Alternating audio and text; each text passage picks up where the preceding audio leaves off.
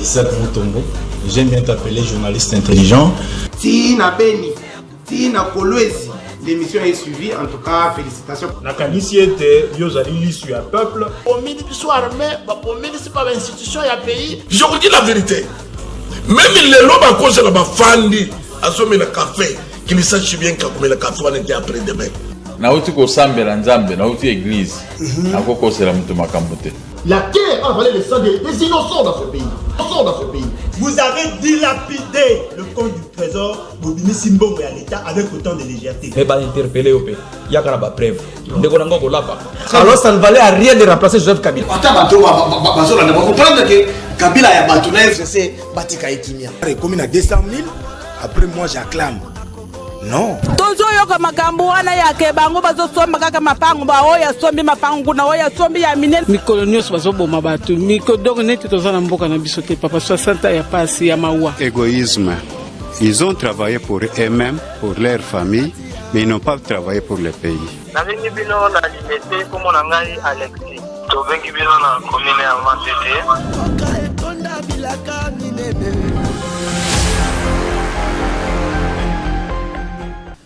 Voilà, mokolo ela mon abino balandi à émission devant les Congolais, balandi à RTVH, la radio-télévision Voici l'homme. Nous voilà encore une fois na ba ndako na bino, na ba télévision na bino, kaka ndenge bosenga ka sinde yango to salaka. Voilà pourquoi Bomoni lelo décor est un peu changé, nous ne sommes pas sur notre plateau. D'habitude au sala on a plateau ka ndenge bozali ko senga nde obiso tozali ko sala. Bosenga ki biso to lukela bino l'évêque Pascal Mukuna. Bobenga kaye parfois l'homme du retour à la parole, bamsusu babengi côté à sport boyika, bamsusu babengi pasteur, bakombo ebele bopesa kié, bo senga ki ete to lukaye après avoir couvrir sorti na ya prison ya Makala. Comment est-ce que vous réagissez qui j'étais avec vous en direct pour na couvrir événement wana. Aujourd'hui nous sommes chez l'évêque Pascal Mukuna au PC déjà mboté. Papa évêque, bonjour. Bonjour papa. Bonne santé na yo et après ba événement nyonso yo malheureux pe ya esengo ya kobima na yo. Bon, nakoloba que santé ça bien. Par la grâce de Dieu parce que jusqu'à maintenant rien à signaler. Rien à signaler. Motuna liboso zo elanga na mwa lombango na mutu pona koyeba différence nini ezali entre papa évêque avant la prison na papa évêque après la prison. Bon, papa évêque après la prison a eu un enseignement ébélé. Ok. Sur le combat. N'a qu'il peut quoi prendre ébélé la prison. Donc ils allaient qui n'a tine peine comme la prison. Puisque ceux qui n'a comme à gâter ma camusous, les lignes qui peine y va noter. Donc n'a que papa évêque avant prison, après prison, n'apprendre et belé, n'a tiré les sons, il y a eu belé, n'a l'atipé suprême. Quelle est la plus grande leçon que papa évêque a tiré après avoir connu la prison? Est-ce qu'il y a des leçons, il y a abandon, il y a combat où papa évêque abandon qui peut population ainsi à côté qui a un makasi? Est-ce qu'il y a abandon ou il y a continuité à combat et éveil patriotique? Non, au contraire, n'apprendre qu'il faut lutter pour le peuple et non pas pour les hommes. Il faut que ça de façon que nous sommes là et ça pour le peuple. Donc, et puis, pico, il y a le reste de mes jours. On s'en cause de la pessinga, il y a un consacré à combat.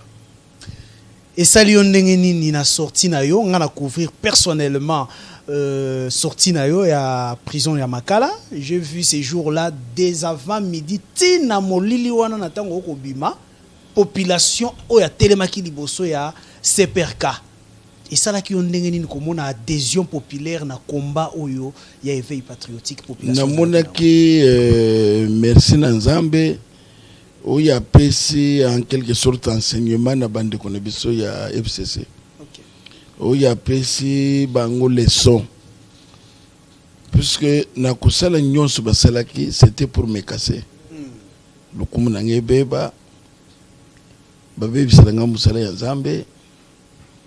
Batu ba désavouer ngai combat ici là na comme mutupamba na Congo démocratique. C'était ça leur but.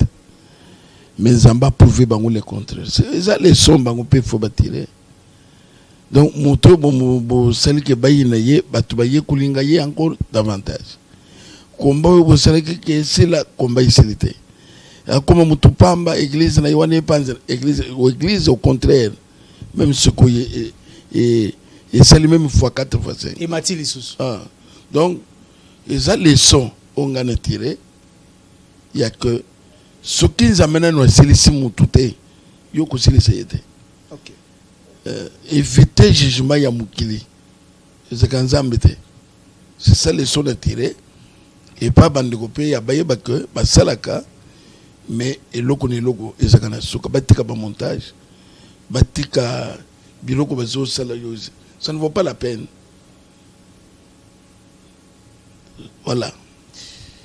Lelo oyo nazalaki beaucoup plus très attentif na makambo ezali koleka na niveau ya justice et salaki kutuke na bengisa certaines personnes au bazalaki pembeni na yo. Je me rappelle avoir appelé le maître oyo atikalaki na maboko na ye na éveil patriotique ndeko Jean-Claude Katende a assuraki biso ke papa évêque akobima pe papa évêque abimi kasi bandeko mususu ba komituna est-ce que ezali réellement justice oyo esalamaki to ezali papa évêque apaiser na poids politique oyo azali na yango na poids ya popularité na ina ba connaissance na ye pour na sortie na ye de la prison.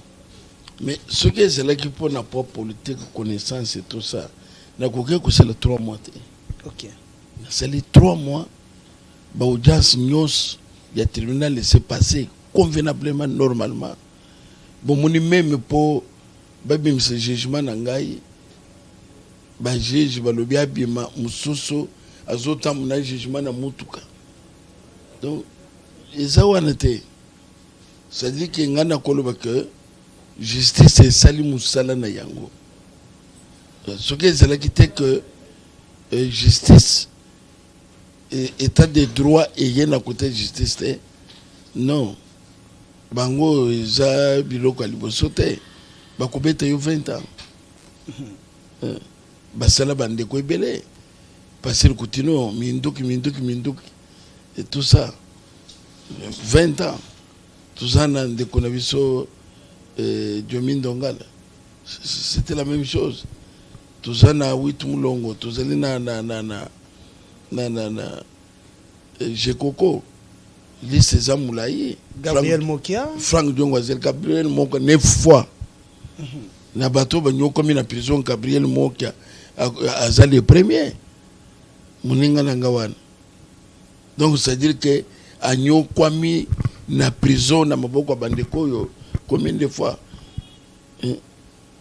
alors donc liste za Moulaye nazali ko se rappeler Yambo a senga kimi mabima pona soin bandimeli était ngane senga ki pona basala nga examen balinga kité mais les lois c'est pour cela zomona ezakaka to perdre ba juge té donc problème na bango ndenge tuzaboy et FCC azana la justice anyokola ka bato bazana la police banyokola ka bato deux hommes FCC cash na pona bango il fallait que tu la justice bazana ba magistrat ba juge na bango ce que ba lobi kanga mutu na bakangi ndenge basala kingai donc voilà moi on a quoi ce que justice et c'est le musala justice asali musala naye kasi tango zalaki na prison. Je me rappelle un jour après avoir koyambayo 2-3 fois tango ke na prison batu nyonso zaki ba appel na bango na émission devant les Congolais na RTVH audio moko etamboli papa évêque azui menace na kati ya prison. Qu'est-ce s'était-il passé? Population ameka un peu comprendre qu'est-ce qui se passe na niveau ya prison na biso ya Makala lorsqu'on arrête quelqu'un. Non, c'est-à-dire que prison Makala ngana zeli ko senga na mukonzi ya mboka asala par tous les moyens c'est une commission bakita na Makala baye baki ki ona Makala yeli nini problème na yeza nini bako découvrir makambo ibele. Donc c'est à dire que les alaki attaqué na fungo la porte na boyi ba pomper nga bakisi de l'extérieur. Oui. Na koye évanoui de 3h30 na yekola muka 10h. OK. Donc Dieu merci. Naza vivant. Nele rozoka na zolo bakina senga ki bango basala nga examen batala kazo e cause les salinine. Mutu moko procureur a boyi. Procureur a boyi. Lokola zaki ya bango. Et après la sortie, c'était quoi? Bon, nazolinga na nabi malibande mboka. OK. Bakene kotala ngokona. Donc voilà au moins ce qui est arrivé. Aozoka na zolo bake il faut na prison ba meka ko kotala nan qu'est-ce qui se passe na prison. Donc les toujours bake mboko ba komisa kangu jungle zamba. C'est tout ça. Parce que les bakaingai après un jour qui kaya FCC, oui, alors que ce n'est que le début, le commencement. Étape musu sezoya pendant qu'on corrige. Étape en goya. Même Tonda, alors que c'est top Congo. Ministre de la Justice à l'époque. Si tu joues avec l'autorité, sache bien qu'il y aura des conséquences. Et quelle est cette autorité au Bango Bamona qui ose jouer? Même quand la Bango yo Kabila bon autorité na Bango moral. Si aux autres ça n'a pas conséquences zoya. C'est ça démocratie na Bango, c'est ça Kokambamboka na Bango. Et c'est comme ça qu'ils ont travaillé pendant 18 ans. Pendant 18 ans. Terrorisme, Kutino, Minduki, Bango Zalakaka, et Tunakaka sur Minduki, sur le viol. Sur le viol. Il y a Bango sous ces années. Minduki, viol. Viol. Donc, Bazana grief na Bango déjà. C'est connu. C'est connu, on a pas mercenaire. Donc, engagé pas mercenaire. Donc, et Tunaka sur le Logan. Frank Djongo, ba mercenaire, Azakina Batuni, Minduki. Jomindongala, viol. Viol. Donc, il fait comme on a violé dans Munduki. Ce qu'on s'est bêteux sur Munduki. Alors, avec Pascal Moukouna, il y a des images qui circulaient sur les réseaux sociaux, surtout YouTube, et comme il est long, nous avons la caméra na yache. Pendant que l'évêque Moukouna dans la prison a été contacté pour être à Kangamonoko, pour être à Mbongo. Est-ce que corruption a été comme la Kyo? Est-ce qu'on vous avait sollicité pour Nayango? Qu'est-ce qui s'était-il passé dans Congo Bayokayolelo? Na ko sala même commentaire na biloko ndeko nete. C'est-à-dire que ngai ndenge na salia engagé pour na combat ya peuple. Et loko ko côté le misango ezate. Donc il faut battre la moutoula bango que et le côté le se combat na biso ezate. Tout ça sous na tawanete makambo ezate sous na niveau anete. Est-ce que Nathan Oyomoko Zokutala combat Oyo Bandaki, Lelo et Sika Tozali, est-ce que vous trouvez que Ezobotambouma, tout est un combat stérile jusque-là? Mais Ezobotambouma, puisque l'État a dit qu'on a dit Makamba port. Lelo yo, et bien inspecteur, bah comme il faut faire pour na kolande la société. Et ça Makambo na lobaki. Ni na lobaki te, Lelo ezali déjà bazolande la. Na ba makamsu ba zana makala. Donc c'est-à-dire que makamana loba ke boti mouma. Peuple congolais a conscience. Ce qu'on mon peuple congolais loi landi biloko na bango ba vidéo ya ba montage te. C'est parce que tu conscientiser bango. Bango be sala kalere bosolo ba likambo. Weza normal, lokona ba linga vérité te. Bango il faut ba bimisa. Il faut ba sele lokomoko. Qui n'a rien à voir, Makambo toujours le boy. Bah répondre à Kangoute. Réponse na bango izaka ke. Bah pese comme monter. Qu'est-ce que ça voit? Donc les lots soko pese mutu mbongo. Ato bi mutu akoyebi so te ko bomo bato. Soka le bitoko yebi na pese ko mbongo na ngai.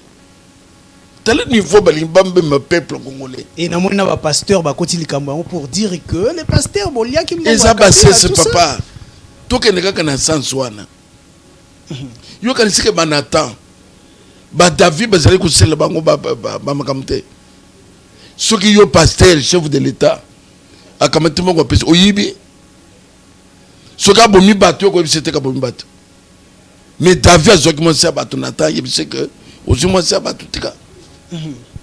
Alors que non, David a pensé 50 ans pour quelle sorte de serviteur de Dieu? Quand ce peuple a jugé, peuple a tal. Peuple a tal. Donc le col yo sommet le veste. Mon toi n'attend au côté à ce sommet, tu es sommet le veste. Alors tu es un mauvais ouvrier, un mauvais berger, un mauvais pasteur.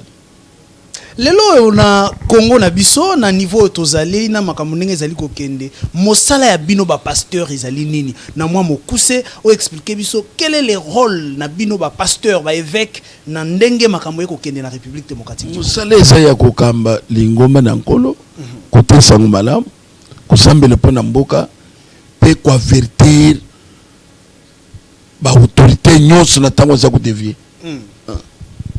Puisque tout le monde est moussala ba prophète basala qui na Bible. Zamba tinde Eli et pas Akab n'était pas un voleur et un assassin. Pour Nanine, Akab en tant que roi a botula qui langa yana bote. Zamba tindi Miché. Zamba tindi Samuel et pas Saoul le roi. Beaucoup de gens Zamba le bi esili. Pourquoi tu t'accroches? C'est qui prophète? Alors peut-être que l'on connaît que nous sommes comme qui prophète. Nous sommes que avec atika kang mon quoi que nous te bat. Non kang mon côté. N'a qu'on pas toujours que beaucoup de gens bino c'est. Pourquoi vous vous accrochez après avoir fait 18 ans? Bobo sana kinini na Congo démocratique. Ou bobo sala qui a bien témoigné. Non. Vous te que biso to zongele tout ça wa ya bien. Ezanine. C'est ça. Donc message ezali ya kingana sana 3 messages. Il y a le Bosso et ça Samuel auprès de Saoul. Beaucoup de Nayo et Sili. Ok. Même beaucoup de Joseph Kabila Batoné et Cécile. Ba mindele même ba démissionnaka. Le col tout ça bien Cécile. Bango ba kolo ba likambu ya kukama mboka wote. Puisque dira mandat na bango ba baby tout. 2 et Sali il y a Eli et pas ya roi Akab. Ok. N'était pas un assassin, un voleur. Congo. Dire la vérité aux autorités. Dire la vérité aux autorités. Biloko nyonso Congo wapian. Wapi. Richesse est belle, batbaza ba pauvre. Nzala partout. Basali politique nini ya batbalia, basala musala. Bana bazotanga mpisi, musala ezate. Kaka un groupe ya batwan, bango bazali ba ministre éternel. Bango bazaba ba PDG éternel. C'est ça. Donc, beaucoup de gens et c'est ça. Bon, maintenant, quitte. N'a qu'à forcer, ça vous a eu des problèmes sérieux. Même vous, beaucoup de problèmes sérieux avec le peuple congolais. 3, ils ont un message, il y a Moïse et pas il y a roi Pharaon. J'ai entendu le cri de mon peuple. Je vis leurs souffrances. Bandi ko na poto bazo souffrir. Na misala ya passe à cause ya politique aux na Congo. Pendant que le pays est riche. Donc il faut bébé que Nzamba yuki kolela bana Congo. Nzamba telemisaka na mabanga bana biso to telemi mabanga pour leur dire non. Ou buseli kuki. Mais comment répondez-vous Nabaïba Kolobaït Nassima avec Pascal Moukouna, il y a la politique, Nassima avec Pascal Moukouna, il y a le cash. Donc il y a que profiter Nassima avec Pascal Moukouna pour attaquer Bandeko Bazali à FCC. Cash veut dire donc Bandeko cash. Oui. Mais Bandeko cash vous allez simananga pour Oh Bazali ko attaquer ouvertement FCCT et Sengeli va utiliser avec Pascal Moukouna. Pour les choses là, le mission le tika, c'était pour wana au monde déjà ce que c'est que batu ba baby et que batu musu ba zeli ko bunda po ya bien l'air bazo reprocher ba baby so ba ko ba ka bozo ko tele ba des sociaux tout ça. Donc ko diriger ya FCC na autorité morale na bango mukili mobimbe décrier yango soki le loyo bazana mutu aza ko puye bango ezali ko lwa kanyaka. OK. Soki bazana mutu aza ko puye bango ezali ko lo parfois ya azo sala bango hypocrisie. Soki aza à côté il parle d'autre chose soki aza na bango zolo mususu. Mais au fond même soki bango moko ba fan bakolo bakate bande kwa to baby swimming tutika. Tozana yo groupe ndezo sala. Mais na mboka nyonso soki bato basali musala bien bakotika mboka boite. Courant exaté. Une semaine. Mbongo epele boy bakote minye tout ça. Bozo tonga hier.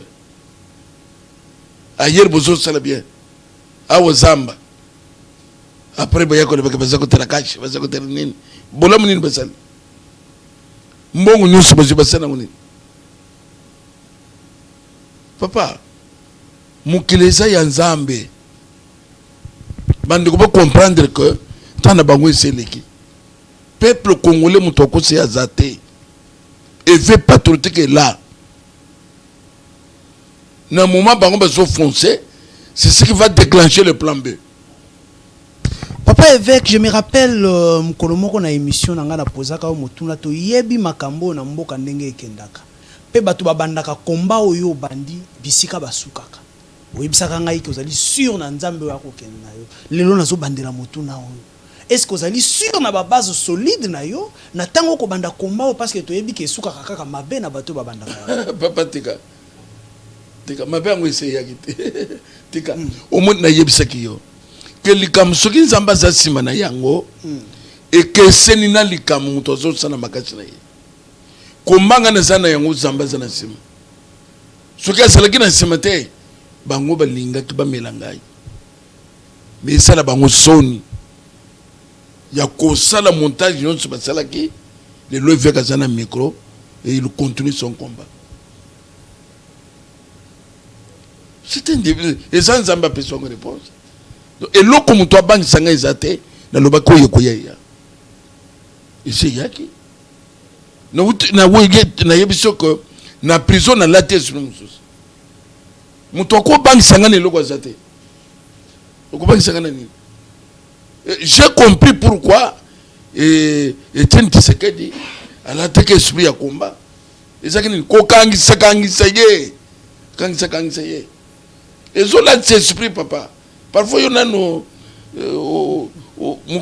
boloko na biloko aboyo bimi. Aux années sur nous et renforcer. Ah, ça m'a permis. Mais on a rencontré image moro papa évêque disant que dans la prison, bah qui ko senga était au senga bolimbisi pour être bati kalikambo yango et image les cas qu'est-ce que ce n'est pas que vous confirmez ça. Ce n'est pas que c'est le pour toti kalikambo yango te. Vous sakani na autorité morale. OK. Ce n'est pas que tout est que vous sakani na autorité morale au monde. Donc, c'est pour vous dire que ce que j'ai dit au Sénégal, ils ont pour montrer la face du monde que les Cambodgiens c'était un montage. Ah, donc Yomo est conscient que au Sénégal qui pardon. Nazolo bien que et l'okwana tout ça qui yango pour na côté la face du monde que les Cambodgiens les athées. OK. Et tu vas la sima wana. Ah, ce qui les Cambodgiens les ali. Beaucoup il a que loba son autorité morale. C'est que mon autorité mon OK. J'ai encore beaucoup. Mais je me réserve. Je me réserve one sima. Voilà, je crois. Isaki Bango. Voilà, Wanezali, papa évêque Pascal Mukuna, vous savez qu'il a son franc-parler à Bombakate, il aura le temps de tout expliquer, toujours avec papa évêque pour en parler. Mais papa évêque, Motuna Mususu, ces combats ici, vous avez commencé les combats. Tout le monde a combat et bandit. Tout le monde a population à Kolanda combat et on a sima. Kasi objectif na yo ezali o atteindre niveau nini ezali o kende na combat yango ti kino wapi objectif na biso ezali ya ba pilleur bato ba détruire mboka tout décourager bango. Et de 2 va répondre na bakte na bango. 3 mboka na biso zo bonsomi ezo délivrance. Nazana kondima que tous allez atteindre bitouan avec le peuple congolais. Puisque un panier de gens, beaucoup que zomboka en otage des années, au nom de qui? Mboka na bango. Bisikoi, basenga na batu, ebele, bazo PCT. Il y a pépinière. Mais bango ba yeba cité na bango, bazo zombongo na bango. Wazis. Bakena motel fikini bazui. 80 km kinga kati bazui. Ce qui veut dire que place ni bazui. Bapor basali, mine basali. Donc mboka zande ya bango. Batunsu bazane lobete. Donc non tout quoi bisa yo que biso combat ils ont c'était le combat continue.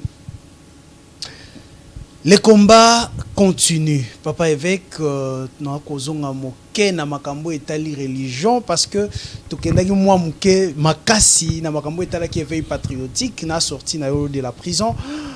Papa évêque oyoki na kati ya église ce qui se passe surtout ba église des réveils. Je rappelle les aki ozali pe membre il y a au conseil, il y a ba église des réveils. Aujourd'hui ba déchoir l'évêque général Soni Kafuta na remplacement ya ndeko Dodo Kamba. Moi analyse na yo moke na likambo eleki kuna. Bangolé ngana côté na prison na moni soutien ya église réveil té. OK. Donc ngapi na zo sala ko l'église réveil n'existe pas. Donc makambo na bango etelinga té. Ceux qui ba ko betana, ceux qui ba ko sala ni les regarde.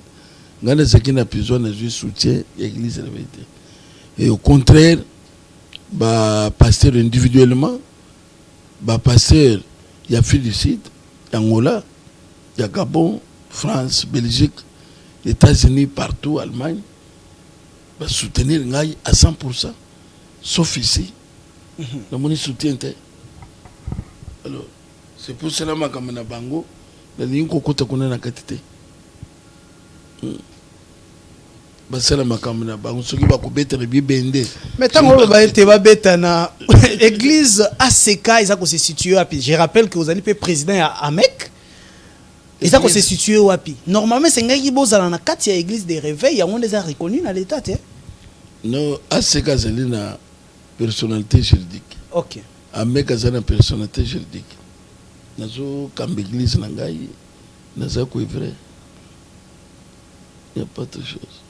Au-delà ya bandeko ya église des réveils oyo bazalaki soudé na yoté pendant que zaki na prison mais nous avons senti au moins ba pasteur ya ACK soudé autour ya évêque Pascal Mukuna personnellement cela me suffit personnellement votre fils église des réveils oui comment est-ce que ça vous a fait oui bana nangai otangi Voici-L'Homme donc je suis fier que mes pasteurs mes enfants va soutenir Ngaï à 150%. Cela me suffit.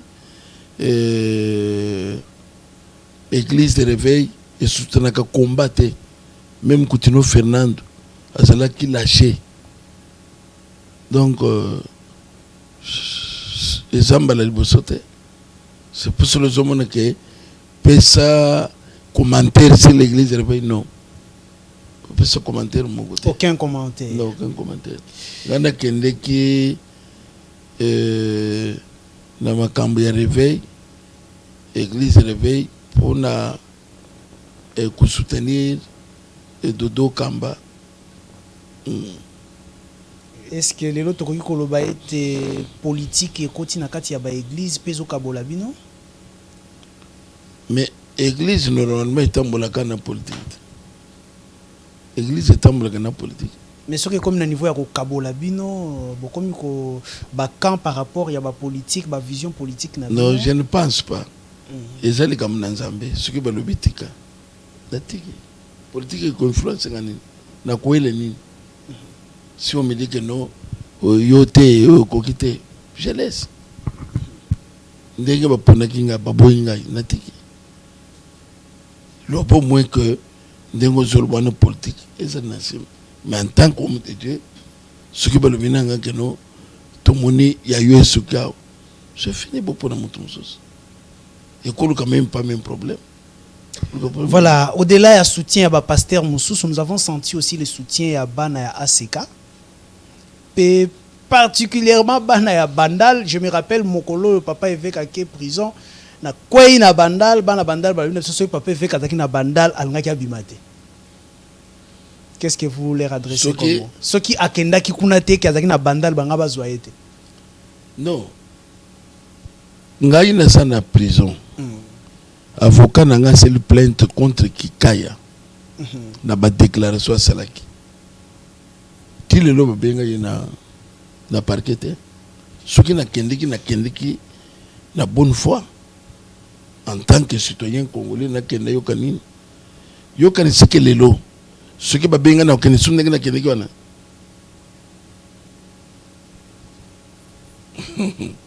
C'est-à-dire que na pesi bango merci. Bana nyonso seka. Na mona ki soutien ba mama. Trop mona ngana ko remercier bango mingi. Pe na bosa na gate bande ko nyonso ya diaspora. Basali musala munene pona tina ngai. OK.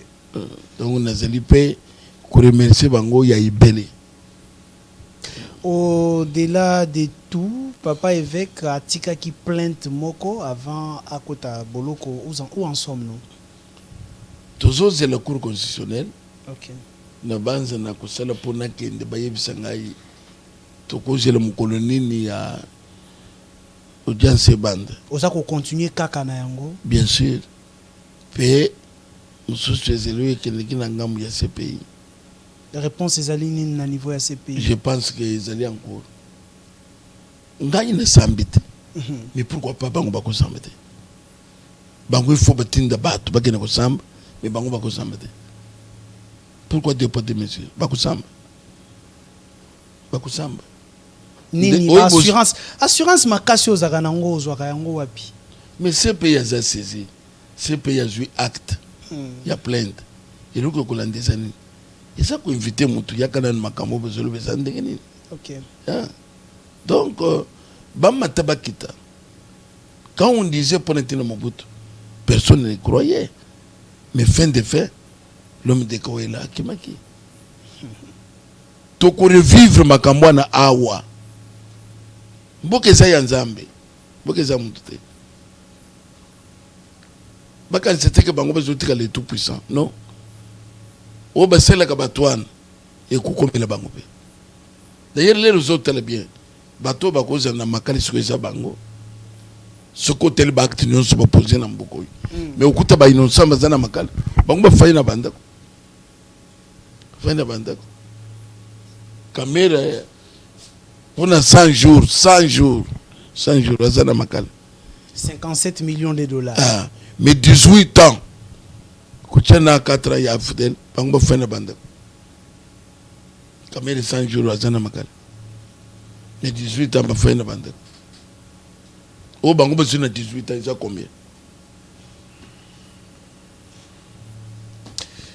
Voilà, papa évêque, na ba casquette na ebele, ezali moi pas sito si sama kambo nyonso na émission moko et je m'irai juste un mot parce que d'abord ba ko komela ngai ba na renaissance pe ba na kati moi liloba moko pona bango na sima la pesio liloba ko clore na émission na biso.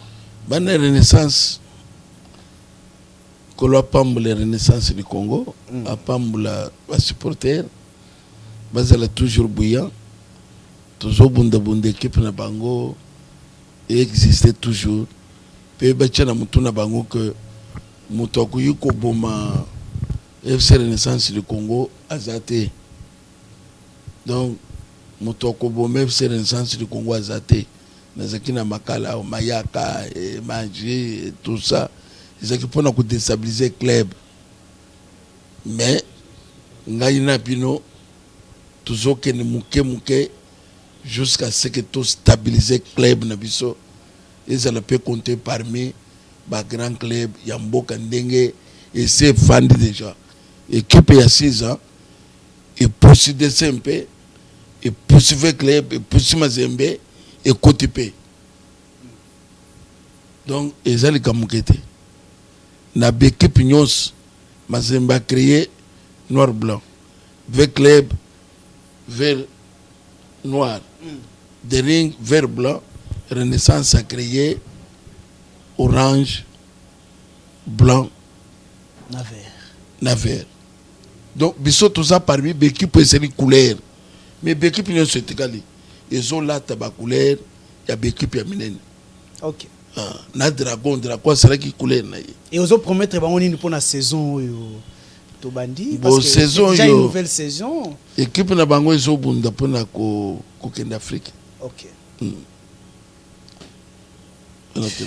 Voilà, papa évêque tokomi na suka émission na biso liboso ete to telema na opesa o maloba ya suka omeki ko ramasser tout ce que nous avons dit ozo assurer na bana Congo nini projet na yo d'avenir ezali nini pour la église ACK mais mingi penda pour la République démocratique du Congo na combat ya éveil patriotique. Tous allez quoi bisaba na Congo que tous allez na maponami o yezeli prévu na 2023. Mais to yebisiba na nyonso Congo qui avant maponami il faut recensement et salam.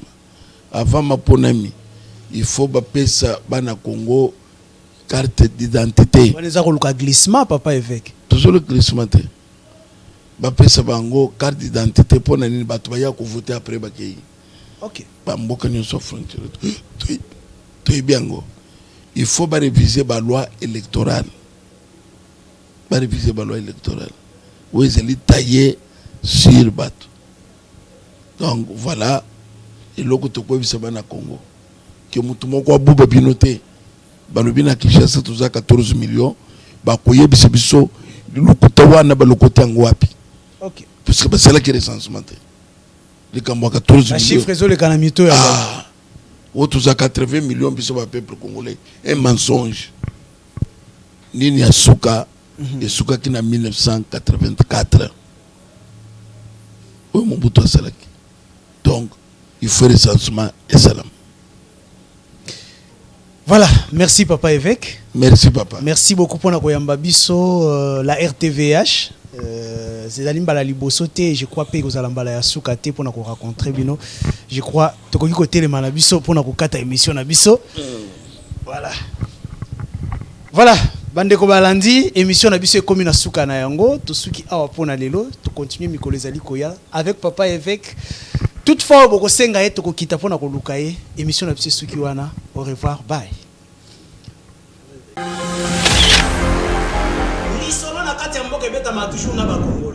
Isaac Moutombo, j'aime bien t'appeler journaliste intelligent.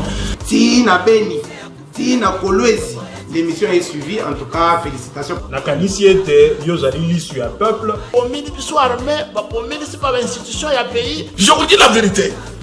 Même les lobes à cause de la fandi, à sommer le café, qui ne sache bien qu'à le café, on était après demain. Nauti ko sambela nzambe, nauti église. Akoko c'est la mutu makambote. La terre a valé le sang des innocents dans ce pays. Vous avez dilapidé le compte du trésor Bobimi Simbongo et à l'État avec autant de légèreté. Mais pas interpellé au pays. Il y a qu'à la preuve. Alors ça ne valait à rien de remplacer Joseph Kabila. Vous comprendre que Kabila ya batuna FCC batika ekimia. Comme na 200 000, après moi j'acclame. Non. Tozo yoka makambo wana yake bango bazosomba kaka mapango ba oya sombi mapango na oya sombi ya minene mikolo nyos bazoboma batu mikodongo neti tozana mboka na biso te papa 60 ya pasi ya mawa. Égoïsme. Ils ont travaillé pour eux-mêmes, pour leur famille, mais ils n'ont pas travaillé pour le pays. Nalingi bino na limete komo na ngai Alexis. Tobengi bino na commune ya Matete.